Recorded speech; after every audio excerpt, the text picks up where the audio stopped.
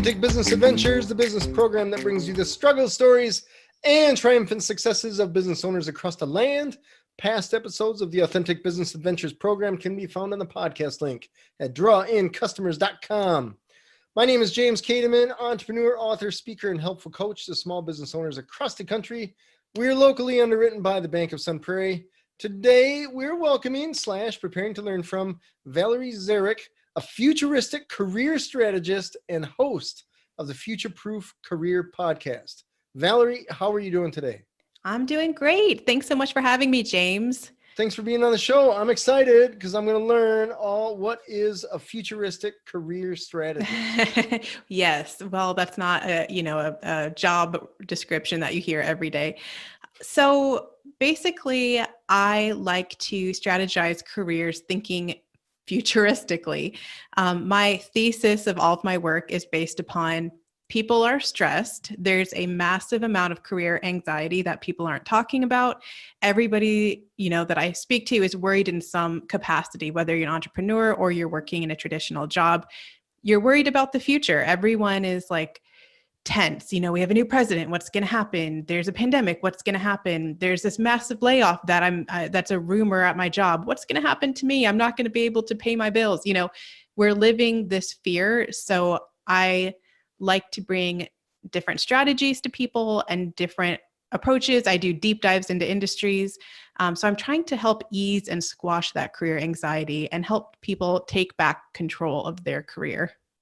Ease and squash. I like that. That's cool. Squash is my favorite phrase, my favorite term when it comes to that. All right. Nice. So is the idea that you help people that are looking for a job or people that are in a job, or is it both? Yeah, I've surveyed my audience. Mostly they're women about age 40, and they feel like they're stuck.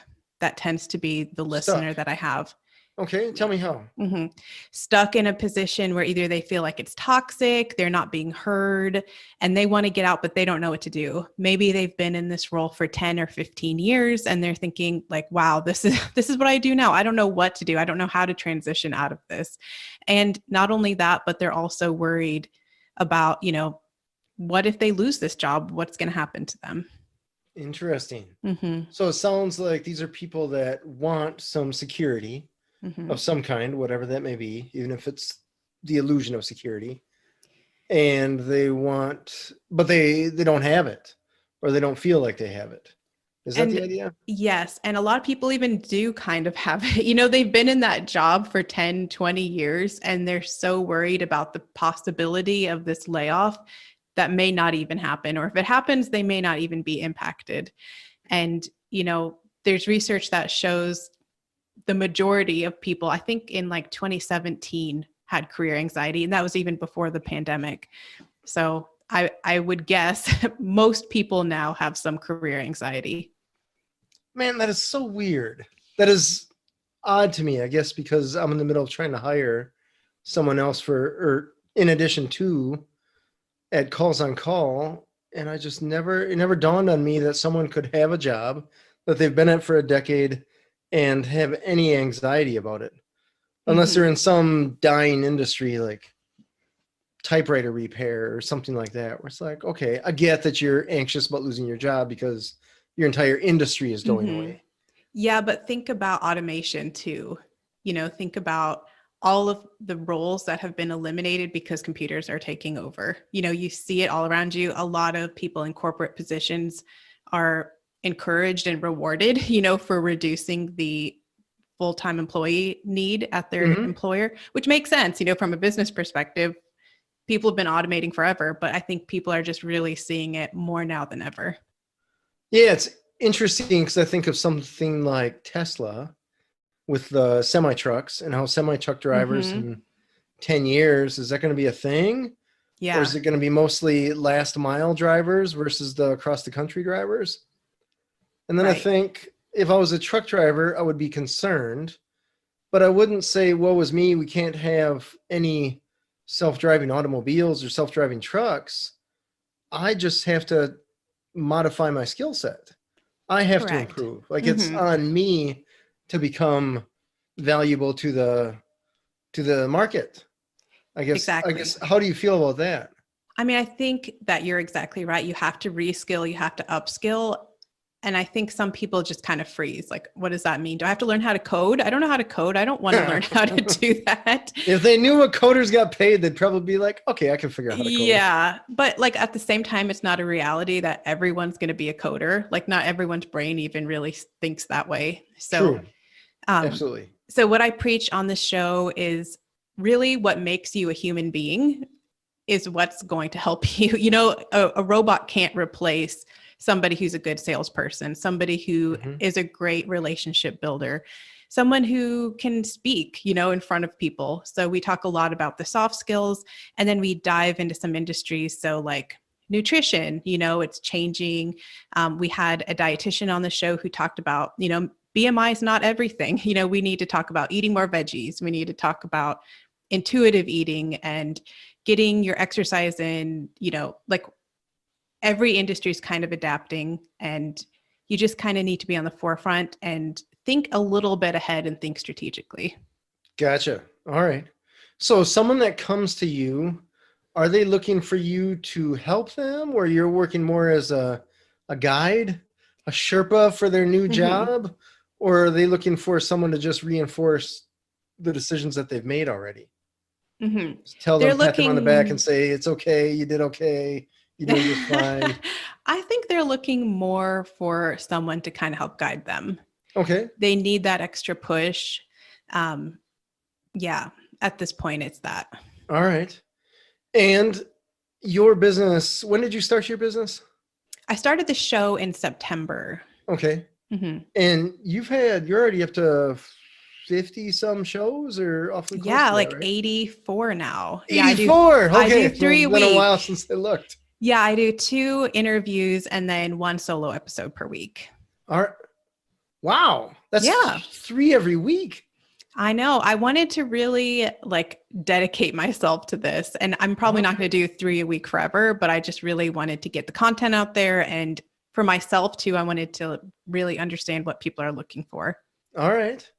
Interesting. So tell me about the solo ones, because I've had to do some solo ones when guests ghost me, which hasn't happened very often. I think it's happened twice. Yeah, we'll have to talk after the show. A few guests have ghosted me who are local, so we'll have to compare notes and see. It's weird because then we're on the radio, and you have to have a show for the radio. Yeah. So I was like, I got to talk to my invisible audience and or myself for the better part of an hour. And boy, I don't have a whole lot to say. So it's weird because you have to come up with something on the fly, and it's weird without having the interaction. It is. How do you do that? So my shows are a lot shorter. I actually don't even publish my solo shows on the radio. Maybe I should. Totally. Yeah. I have plenty of content with the 2 interviews per week, so I don't really need to do that. So what I used to do is I would like recap. So the first 2 episodes of like, well, there's kind of a theme from Monday and Wednesday. Here's the theme. And then I put snippets from the interviews, but I kind of found like that was getting sort of stale for me. So then I just sort of think of a topic for that week. So like it's Women's History Month. So I did a history of women in work episode on Friday. You know, I try to kind of something that's been on my mind and something that I'm seeing that's kind of a current thing, talk about that. I enjoy it though. And I've heard some podcasters say that the audience likes solo shows better. So just maybe look at your metrics and see. Mine are about the same. No way. Not on my end. I don't know. That's the thing about podcasting too, is like the metrics are hard to follow. They are. Yeah. I have quite a few potential guests ask me what the reach is on here. And I have a ballpark idea from certain channels, but other channels, it's into the ether, just like a CB radio conversation. Right. Or maybe something on Twitter. It goes out into the space, and hopefully somebody heard it. Yes, into the interwebs. Yeah. Interesting. So what made you start something like this? Were you having a problem where you felt a little challenged, I guess? Yeah, I say I'm kind of a career stressor. recovering career stressaholic. Yeah, I'd say because I grew up where money was limited, you know, our family was poor. I'll just say it. We were poor. Sure. So you kind of are raised with that mentality of like, oh my gosh, this money could go away, you know, and you kind of, it's the mindset thing when it comes to that. So that was kind of on the back in the back of my mind. And then I was managing a team and there was a layoff happening. And just seeing the anxiety from everybody and just how the rumors would just escalate. I was getting phone calls all through the night from people, like while I was having dinner with my family. Am I going to lose my job? I don't know what I'm going to do. I really need it. And like, I was just realizing people have no backup plan, you know, it's just completely overwhelming for them. And how much time was wasted for the company to just have this rumor mill going on. Because I don't think people are getting much work done, you know, so the morale was down and just the panic had set in. There's a website called layoff.com and some people just spend all day on their rumors, like it's going to happen. We're going to be laid off, you know, and just do your job too. You know, it's likely it's not going to happen. And how much time did you waste not actually doing your work? Right. I feel like there's a lot of people that are circling the drain. That's kind of a self-fulfilling prophecy when you start either reading the news or going down the rabbit hole of social media, and you just build yourself up to this huge pile of anxiety. Like you can totally cause yourself all kinds of stress that may or may not be real. Right. Right. And I think most people hear like our parents' generation, they had all this job security, they got pensions and everything. It's not like that anymore, you know, and everyone hears this all the time. So you're kind of thinking like, well, where does that leave us? You know, we don't really have the pension anymore. We don't have the job stability that they had in previous generations. And like you said, you know, it's kind of perceived job stability. And a lot of these roles, the traditional roles, it's really not as stable as it once was.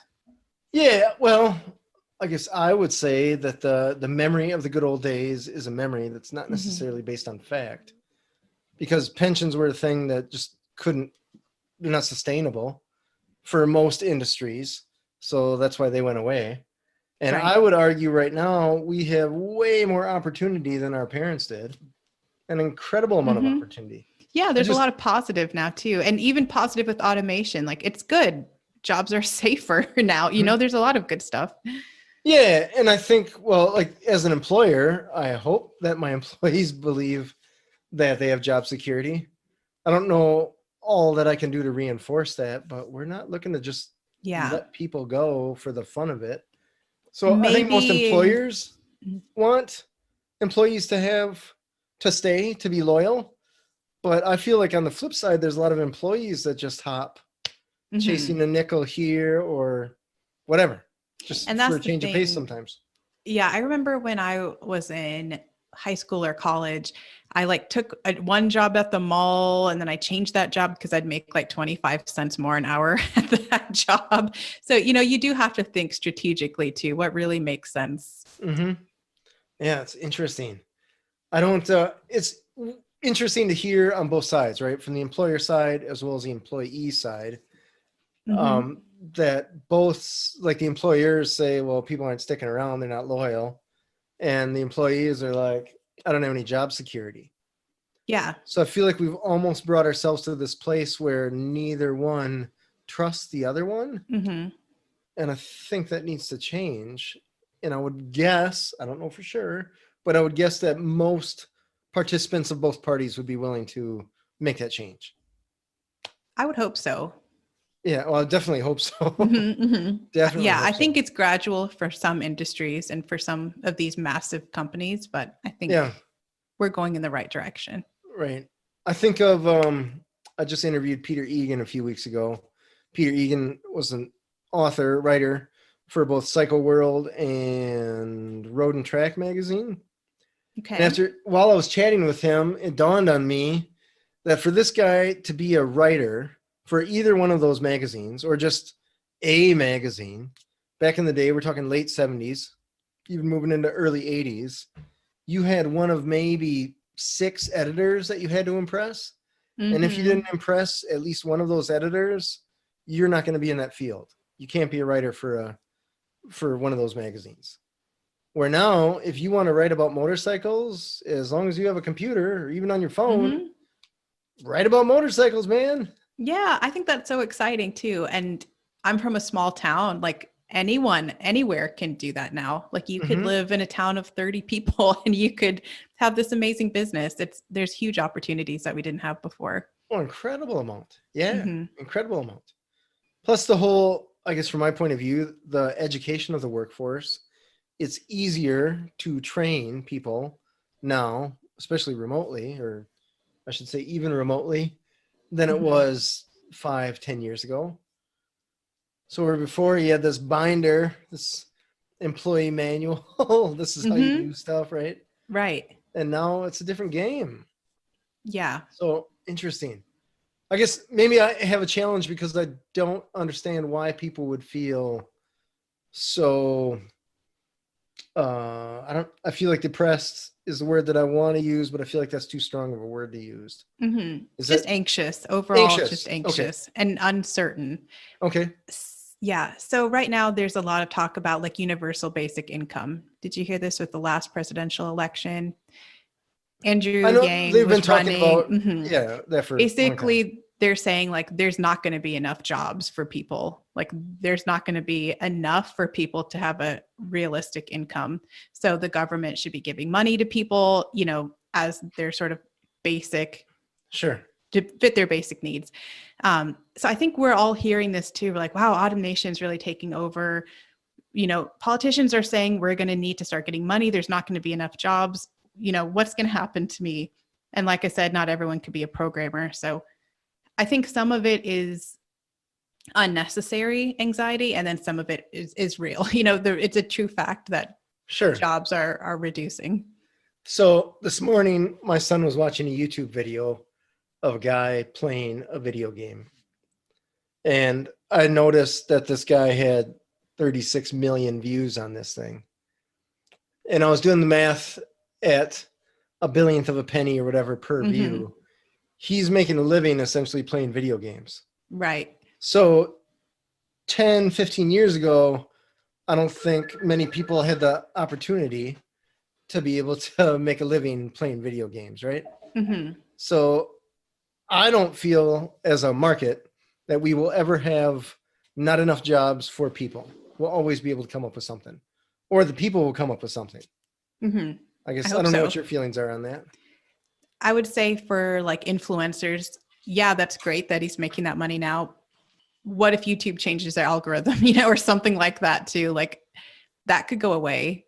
And we're seeing influencers. I just had Perez Hilton on the podcast talking all about influencers in particular and just how young they are now and how they're just like totally spending all their money and they lose their fame by the time they're like 17. So, oh, interesting. Yeah. I mean, that whole industry is a whole other story though.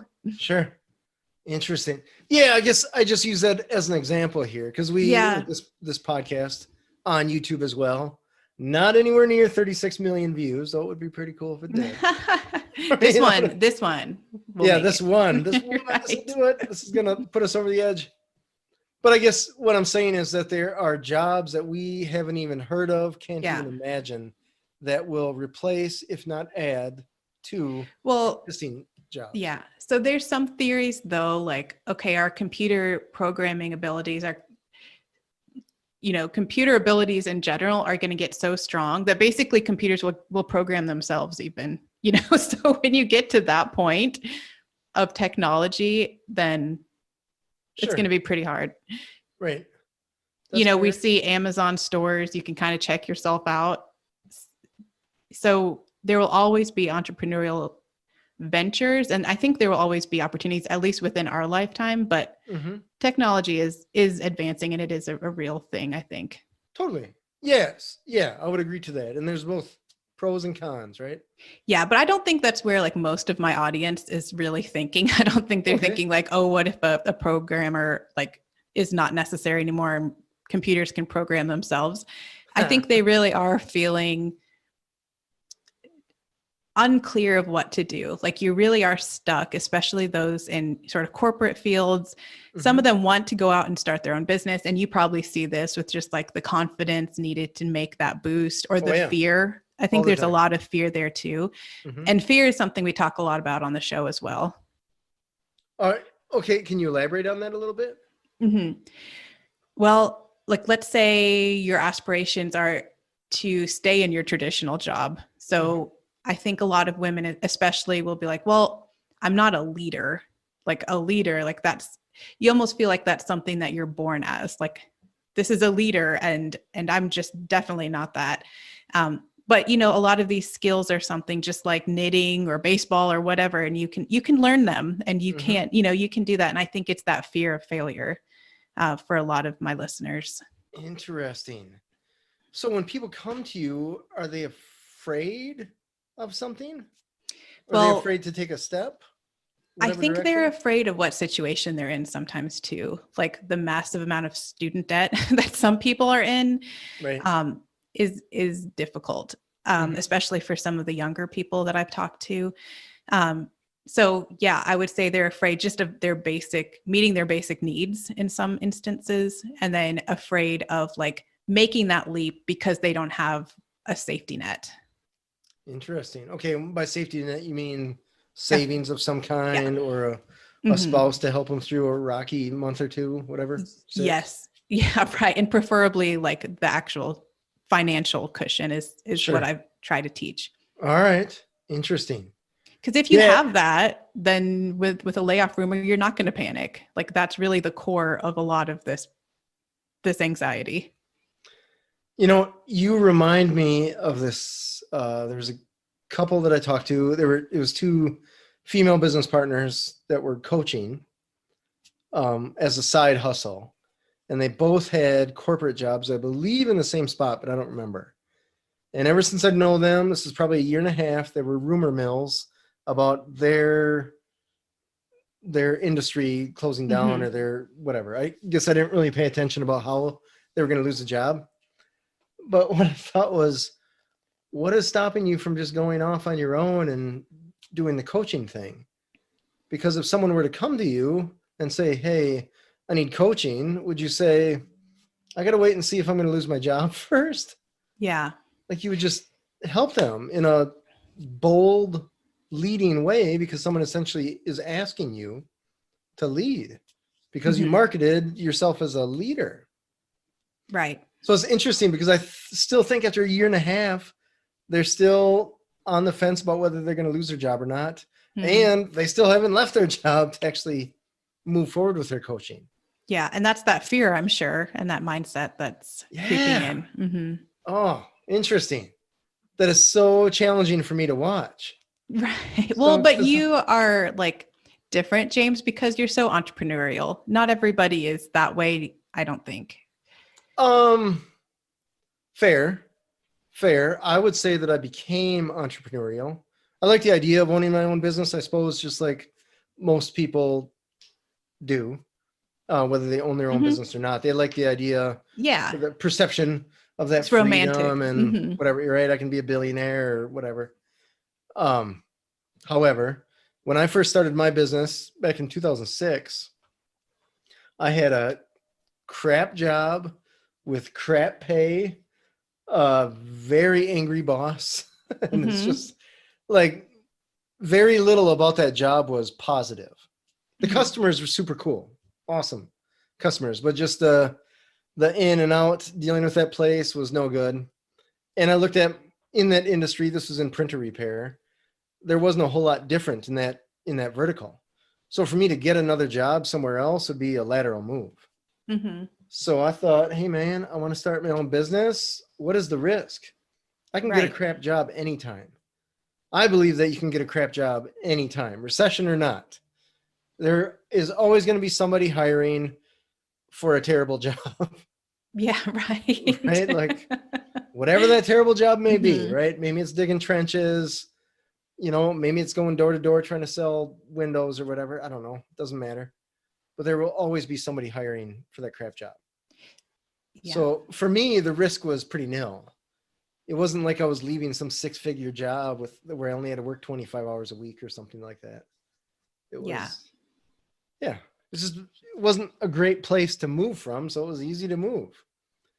So I imagine some of the fear that you're having to deal with some of your clients are like, they got a pretty sweet life, but it's not quite as fruitful or beneficial, or as it's not making them as happy as they believe that it should, or something of that nature.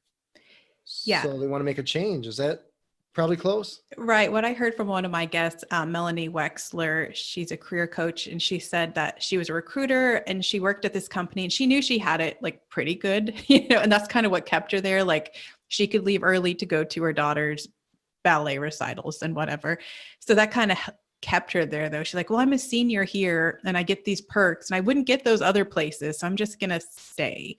But then it got so toxic. She ended up just not going into work one day. Wow. How long has she been there? I think like 15 years. So just kind of, it broke her, but she's doing great now. Yep. She totally ghosted after them. 15 years. Yeah. Oh my gosh. But everyone reaches a breaking point. You can only take so much. Like what if you stayed in your bad job for 15 years? You'd maybe break too. I suppose. I imagine they would have closed up shop by now. I think they did. Anyways, interesting. How much of this do you believe is perception, and how much of it do you believe is fact? With something, let's just take this woman as an example. Do you believe that she shared with her employer or other coworkers that she wasn't so happy, or did that just fester inside of her?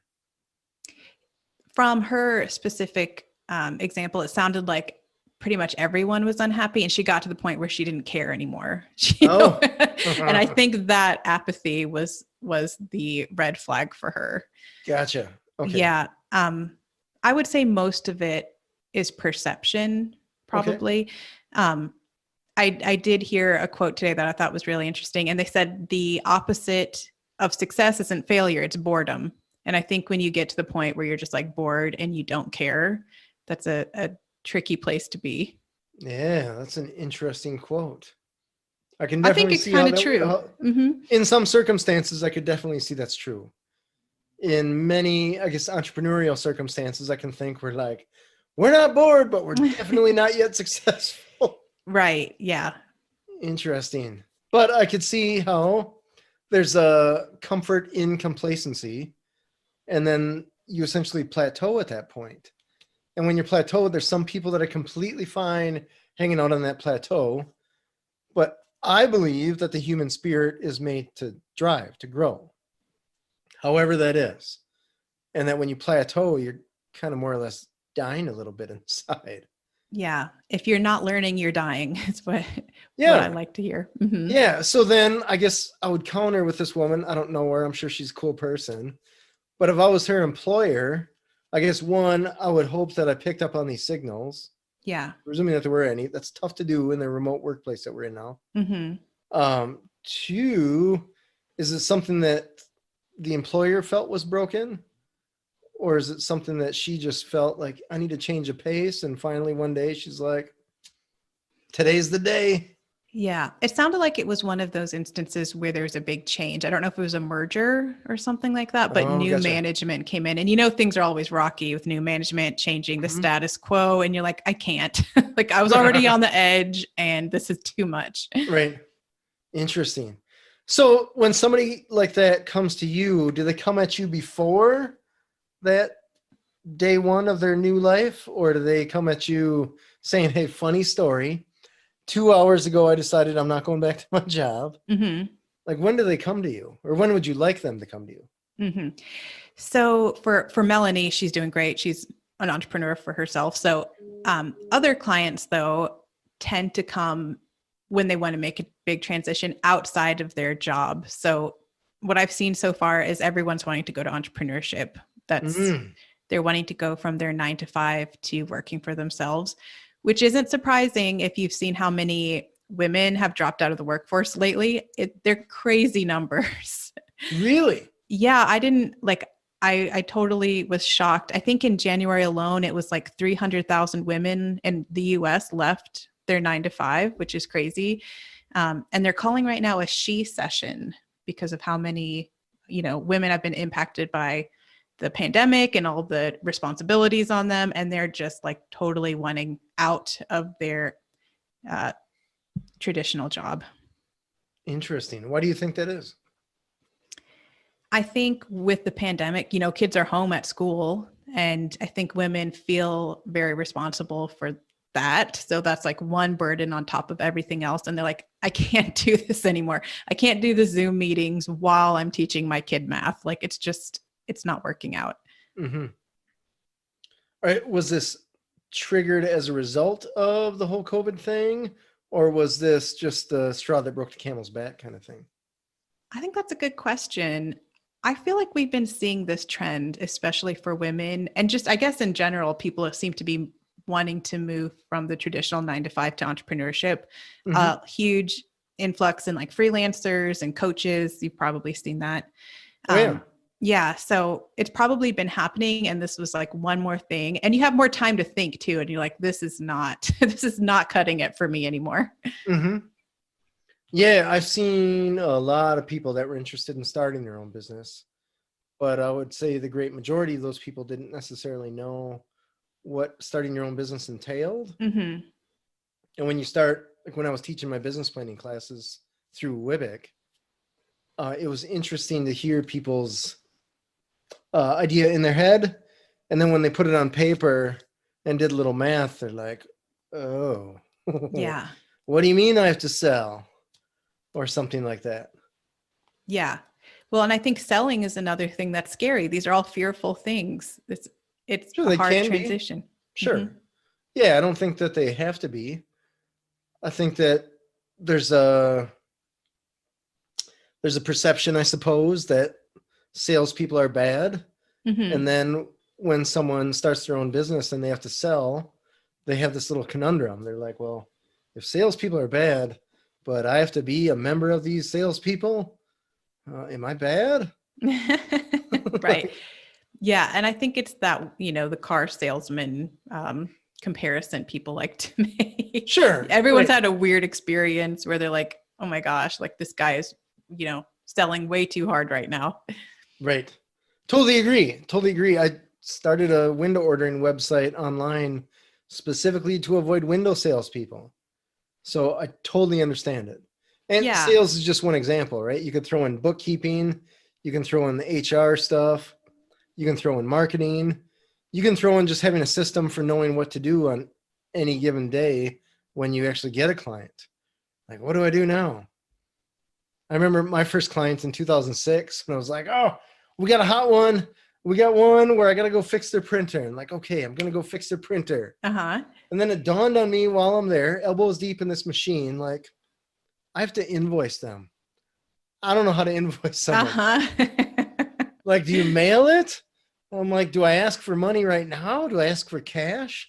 I don't have any way to accept credit cards. Just things that are going through your head as you're doing the job thinking, I should have probably sorted some of this stuff out before I took off. Yeah. Here. Yeah. But you weren't daunted by it. You worked it out, and I'm sure you figured it out, and it was a good problem to have. Yeah. You learn or you die is what it comes down to. So it's just like anything else, I suppose. Mm-hmm. So how have you gotten your name out there? What has worked for you? I guess you started this 6 months ago. Yes. Right. Mm-hmm. So how have you, besides the podcast, how have you gotten to know or gotten your name out there? Yeah. I'm still working on this. We all are. Yeah. We totally all are. So I use social media like Instagram, LinkedIn, Facebook. I'm not quite getting it, I guess, at this point. I know there's a lot of value to groups. I just haven't gotten there. Mm-hmm. I'm starting to see a little bit of value in Pinterest, I think. Oh, interesting. Yeah, I'm having a hard time. Well, I'm not having a hard time. I guess I'm kind of seeing people not wanting to convert from like Instagram to podcasts. Like you have to get off of that platform and move to a podcast. Mm-hmm. But on Pinterest, you're kind of already assuming you're going to have to leave Pinterest. You know what I mean? You click on a link and then it sends you away. Yeah. So I'm like, I think this is more where I need to be. So I need to push harder on Pinterest. And then getting on other shows like yours is really helpful. The radio is helpful. Woohoo. And then I joined courses too and memberships. That's been helpful. Courses and memberships. Okay. So like I'm taking a class on app building right now. That's been a great way to, to meet other people. And then I'm part of like a membership for social media. So we have like a little portal.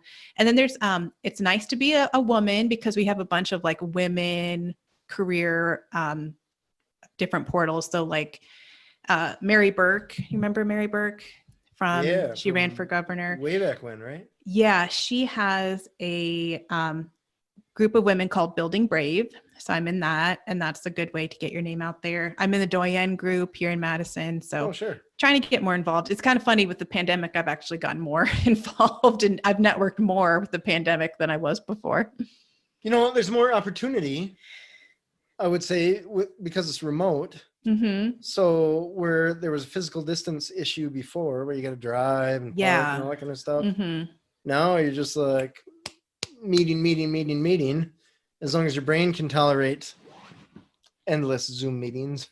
Yeah, but I love it. I love meeting like someone from New York and then someone from wherever. Like, that's awesome. Like before, you know, for a networking event, I'd be like, oh, I have to drive downtown. I have to park. I have to leave my family and they're going to be hungry. I'm just not going to do it.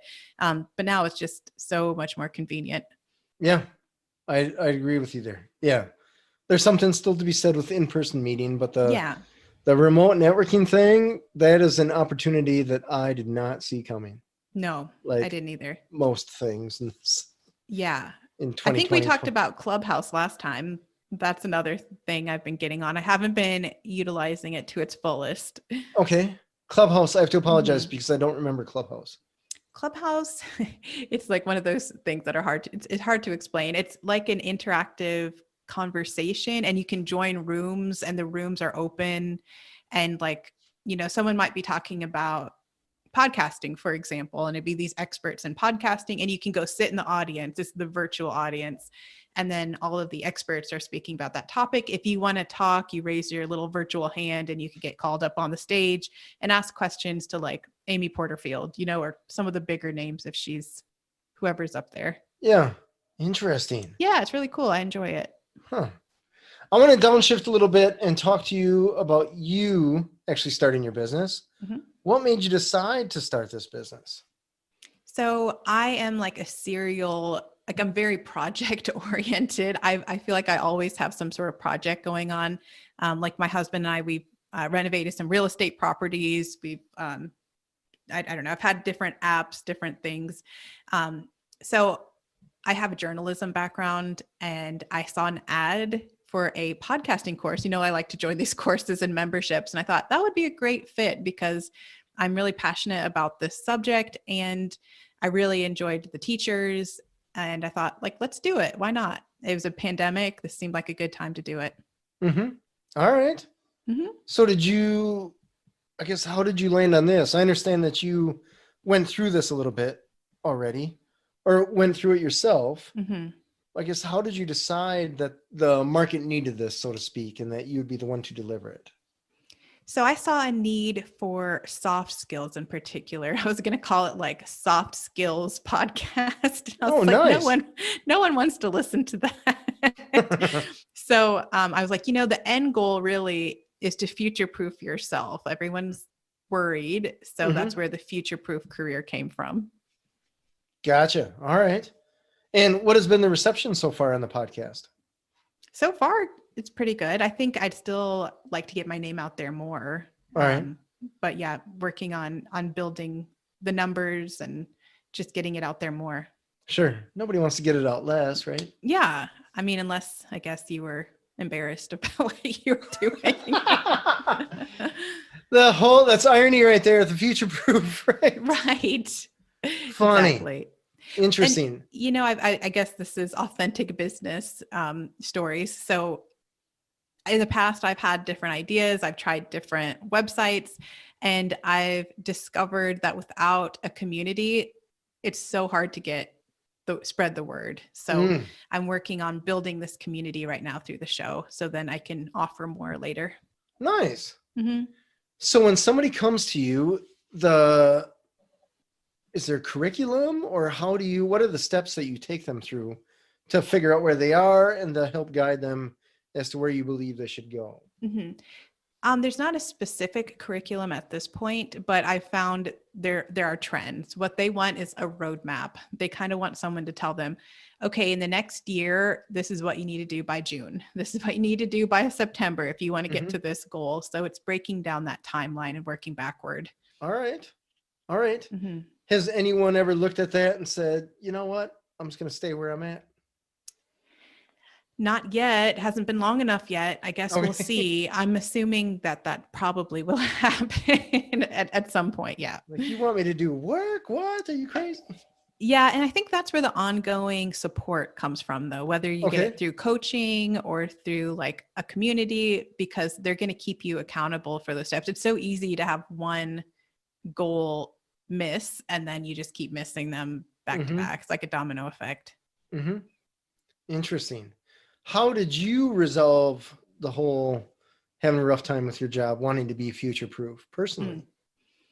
Really an emphasis on that savings account. I think that's what's helped me. Not that like I have like a ton of money, but just to have a buffer. So I knew if something happened, then I have enough for, 6 months to a year of savings. So Gotcha. Okay. So it'd be a challenging time, not a death to all time. Exactly. Because, I had kids recently too. And you wonder, like, I have to feed these kids, Turns these out, kids, right? They're going to need the clothes and shoes and all of this stuff. So it's one of those things that can kind of accelerate that anxiety if you don't take control of that. Sure. Interesting. What are some of the things that you've learned that you didn't necessarily know were issues when you first started your business? I would say people are probably more fearful than you think, me included. Oh, that's something that I've, because I've always thought, like, first of all, I've always thought like, I don't have to work on mindset. That is so like California woo. Like that is not something I need to work on.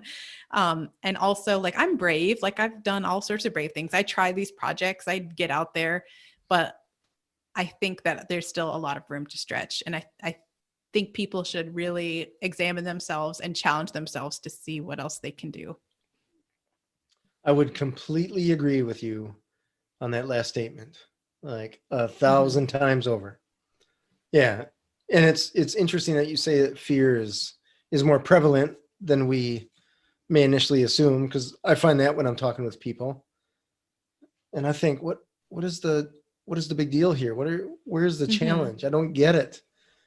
And you pointed to it, right, about the whole mindset thing. Some people just have this gray cloud lurking over them. Yeah. Right. And you never know what happened. Maybe there was an incident, maybe they foreclosed on their house. Maybe, something happened to make them fearful like that, which is totally understandable. It's just totally that self-awareness of knowing what's happening and what reality is. Yeah. There are times when I'm having conversations with people and I just want to ask, look, who hurt you? Yeah. You are not that. Like, this is now. You have so much opportunity now, an incredible amount. Mm-hmm.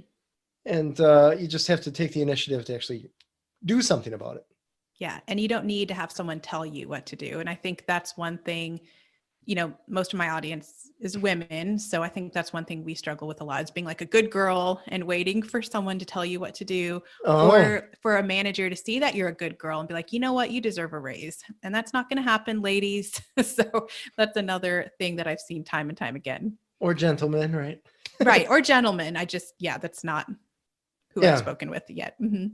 No, that's fair. That's fair. Why do you think your audience is mostly female? Just from surveys. I sent out, when I released my podcast, I sent out the link and I had some men say, oh, I'm not into like women stuff. I'm like, what does that even mean? Right. Just because there's like a woman on the cover of the show, they kind of assumed it's for a woman. So was it pink or what? No, it's just a picture of me. It's yellow. I know. Weird. I know. They just want some sleeveless bearded guy or something, or? Yeah, maybe some guy like in a hoodie. I don't know. Wow. Interesting. That's judging a podcast by the cover, huh? Exactly. Which, I'm learning too that podcasts are very judged by the cover. And that is important. Yeah. Well, They have to be because there's so many of them. Yeah. And they're Right? so I mean, teeny tiny. right or wrong, Mm-hmm. it's the same thing with a book. There are gazillions of books. So how else are we supposed to judge them? You can't read them all. Right. So yeah, that's the challenge, and it's blessing curse. You could argue the same with reviews for any given business. Like, why are we judging businesses based on what random people that may or may not be anonymous on the internet said Right. about that business? But here we are. That's all you've got. That's what you're doing. Mm-hmm. Yeah. So we just adapt and move on. What would be, let's downshift into advice for people that need to do some future proofing, or if they're kind of on the fence about what to do with their current gig. Mm-hmm. What are some steps that you would recommend that they take, or things to look at, things to look for? One of the things that helped me the most was an exercise in the Total Leadership book by Stu Friedman. And I had someone from Total Leadership on my show. And it's an exercise where you journal what you think a day of your life would be like in 10 years. So I journaled, I woke up this morning at 8:30, you're supposed to put in all the details there. I got a coffee and my teenage kids came down. I have 2 kids, like tell your story exactly from morning to night. Mm-hmm. And then think about, like, first of all, career-wise, what do I need to do to get there? But then also what's important to you, like people-wise. Where do you want to be? Do you want to live in the city? Do you want to live in the country? Who's around you? What's the kind of the overall mood? What's important to you? So like I said, I want to wake up and I want to go exercise at 9:30 every day. Mm-hmm. So flexibility, an emphasis on exercising, an emphasis on mentoring others. And then where am I right now to get to, like, what do I have to do to get to that point? So, we always talk about our 5-year plan, but I thought that 10-year plan was really helpful because it helps you see really big picture where your life is going. Yeah, it's interesting. When I interview people for Calls on Call, employees, I ask them where they want to be in 3 years with the goal of trying to figure out where do they want to be, and is this the job to help get them there? Because if it's not the job to help get you there in 3 years, then it's probably not the right job. 10 years, man alive, that's a long time. But that's pretty powerful, because then that gives you an endpoint. It was powerful for me because I was saying, like, and I'm going into my job, I work from home part of the time, I work in the office part of the time, I'm mentoring other younger employees. And I was like, well, I really need to get to the point, like 10 years isn't that long. I mean, it is, but it isn't. Like, I really need to get to the point where I would be a leader. And what do I need to do today? Okay, I'll start a show, and having your own show, really diving into this subject is going to help me become an expert and then expanding that brand. Nice. That's super cool. Yeah, thanks. Valerie, how can people find you? Yeah, so head over to my show, Futureproof Career. And you can also check me out on all social medias, Valerie Zaric. Can you spell your last name for us? Yeah, Z like zebra, ARIC like cat. Awesome. It sounds like you're quite the reader. Do you have any favorite books? Well, I have kids. So I don't read like as much as I would like to. I would say Total Leadership. I was so honored to have someone from Total Leadership on the show. That's one of my favorite business books. I have Good to Great, kind of a classic leadership book if you're in a corporate role. The one every single guest on my show talks about You Are a Badass by Jen Sincero. That's the one every single guest mentions that. So I haven't read it yet and I have to do that. I'll call it okay book. Yeah. It's exactly what you'd expect it to be. Right. Yeah. I think it's really spoken to people, and that rah-rah is what they needed to be like, oh my gosh, this. And then there's another one, Denise Duffield Thomas. Everyone talks about this one too. I wish I could remember what it's called. Oh, I think it's like Get Rich Bitch or You Lucky Bitch or something. Oh, wow. But yeah, you're going to have to edit that out. I'm sorry. Right. I'm sorry, the sun. We're gonna FCC is flipping switches now. Right. Yeah, but that's another really like money mindset book that everybody's been recommending. Interesting. All right. Yeah, there's something to be said for that. And it's interesting that the financial aspect of things, where you have enough in savings that you can weather some storms, makes you less fearful to take on those storms. Yeah, exactly. So, yeah, that's cool. That's powerful. I like it.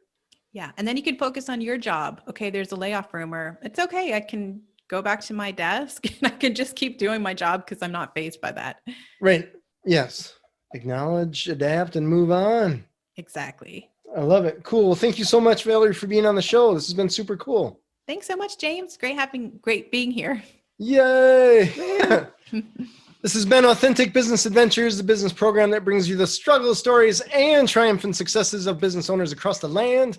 My name is James Kademan, and Authentic Business Adventures is brought to you by Calls on Call, offering call answering and receptionist services for service businesses across the country on the web at callsoncall.com, as well as Draw In Customers Business Coaching, offering business coaching services for entrepreneurs looking for growth on the web at drawincustomers.com. And of course, The Bold Business Book, a book for the entrepreneur and all of us, available wherever fine books are sold. We are underwritten locally by the Bank of Sun Prairie. If you're listening to this on the web, please give a thumbs up, comment, share it, get your friends on here, because let's just be honest, Valerie is super cool. She's got a cool show as well, so it's all good, right? We'd like to thank you, our wonderful listeners, as well as our guest, Valerie Zaric, a futuristic career strategist and host of the Futureproof Career Podcast. Valerie, where can people find the Futureproof Career Podcast? Anywhere podcasts are released. So that makes it iTunes, easy. Spotify, Google Podcasts, all of the places. Gotcha. All of the places. I love it. Past episodes can be found morning, noon, and night at the podcast link found at drawincustomers.com. Thank you for listening. We will see you next week. I want you to stay awesome. And if you do nothing else, enjoy your business.